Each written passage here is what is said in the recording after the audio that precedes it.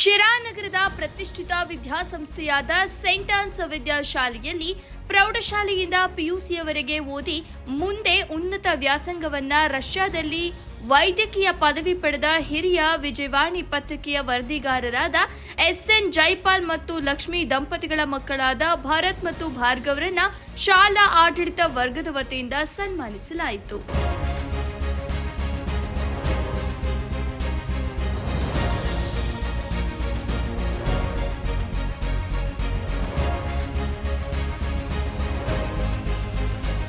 Failure is the stepping stone of success.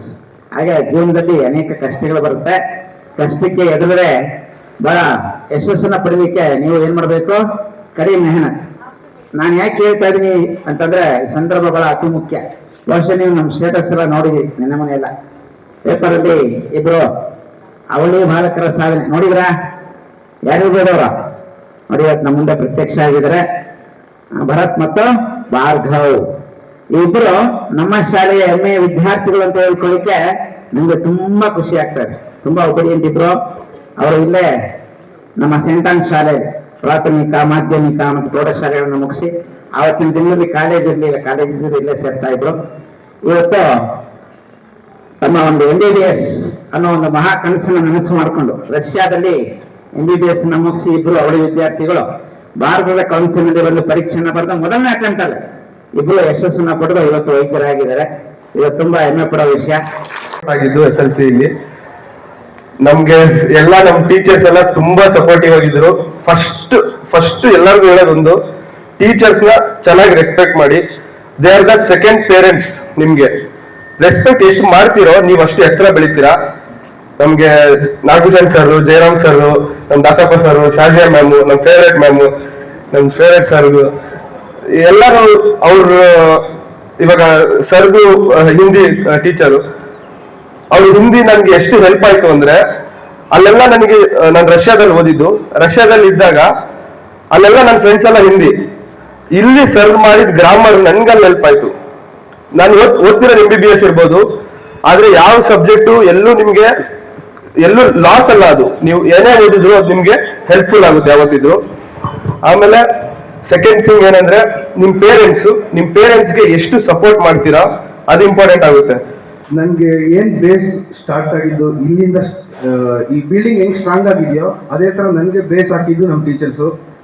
ಈ ಬೇಸಿಂದಲೇ ನಾವು ಇವತ್ತು ನಿಂತಿರೋದು. ಹಿಂಗೆ ಇನ್ನೂ ಸ್ಟ್ರಾಂಗ್ ಆಗಿರ್ತೀವಿ. ನೀವು ಎಲ್ಲ ಇದೇ ಥರ ಎಲ್ಲರೂ ಇದೇ ಸ್ಟೇಜಲ್ಲಿ ಬಂದು ನೀವು ಎಲ್ಲರೂ ಈ ಥರ ಸನ್ಮಾನ ಮಾಡಿಸ್ಕೋಬೇಕು ಅಂತ ಇಷ್ಟಪಡ್ತೀನಿ. ಎಲ್ಲರಿಗೂ ಥ್ಯಾಂಕ್ ಯು. ಅಪ್ಪ, ನನಗೆ ಫಸ್ಟ್ ಸ್ಟ್ಯಾಂಡರ್ಡ್ ಸೇರಿಸಿದ್ರೆ ಇನ್ನೂ ಮಾರ್ಕ್ಸ್ ಜಾಸ್ತಿ ತೆಗೆದಿದ್ದೆ ನಾನು.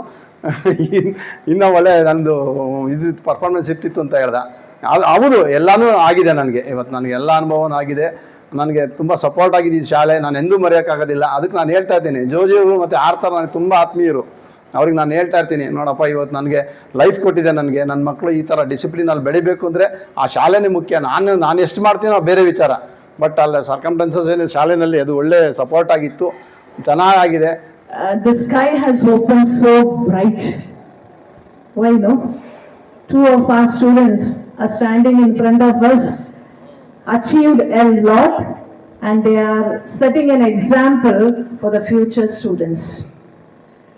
So on this great occasion, I, on behalf of the management, congratulate you for the hard work that you have put in to achieve such a great goal. ನನಗೆ ಊರಿಂದ ಬರೋಕೆ late ಆಯಿತು, ನಮ್ಮ ಮನೆಯಲ್ಲಿ ಆ ಕೆಲಸ ಇದೆ, ಈ ಕೆಲಸ ಇದೆ, ಸಮಸ್ಯೆ ಇದೆ ಅಂತ ಎಲ್ಲ ಸಮಸ್ಯೆಗಳನ್ನ ಮೆಟ್ಟಿ ಮೇಲ್ಗಡೆ ಬಂದಿದ್ದಾರೆ. ಅವ್ರ ಮುಂದೆ ಪ್ರತ್ಯಕ್ಷವಾಗಿದ್ದಾರೆ. ಅದನ್ನು ನೀವು ಸಾಕ್ಷ್ಯ ಇಟ್ಕೊಳ್ಳಿ. ನೀವು ಒಂದೊಂದು ದಿವಸ ಈ ಸ್ಟೇಜ್ ಮೇಲೆ ನಿಂತ್ಕೊಂಡು ನಿಮ್ಮ ಜೂನಿಯರ್ಸ್ ಬರ್ತಾರಲ್ಲ ಅವ್ರ ಮುಂದೆ ನೀವು ಮಾತಾಡಿ ಅಂತ ಹೇಳ್ತಾರ. ಇಷ್ಟು ಮಾತಾಡ್ಲಿಕ್ಕೆ ಅವಕಾಶ ಕೊಟ್ಟಂತಹ ಎಲ್ಲರಿಗೂ ಹೊಂದಿಸ್ತಾ ನನ್ನ ಮಾತನ್ನ ಮುಗಿಸಿ.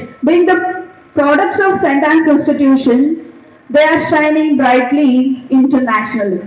So this is a proud moment. And as a teacher, I served as 2 years class teachers for this board. So if I like to share my experience about them, is that they are very obedient, they are disciplined, and they were multi-talented.